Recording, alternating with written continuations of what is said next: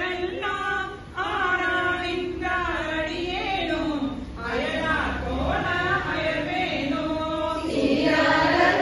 சிந்தனையை திருத்தியாண்ட சிவலோக பேரானந்தம் பேராமை வைக்க வேண்டும் பெருமானே.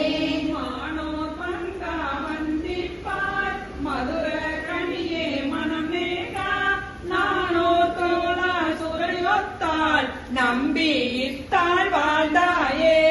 ஊனே புகுந்த உனையுணர்ந்தே உருகி பெருகும் உள்ளத்தை போனே அருளும் காலம்தான் கொடியே தென்றோ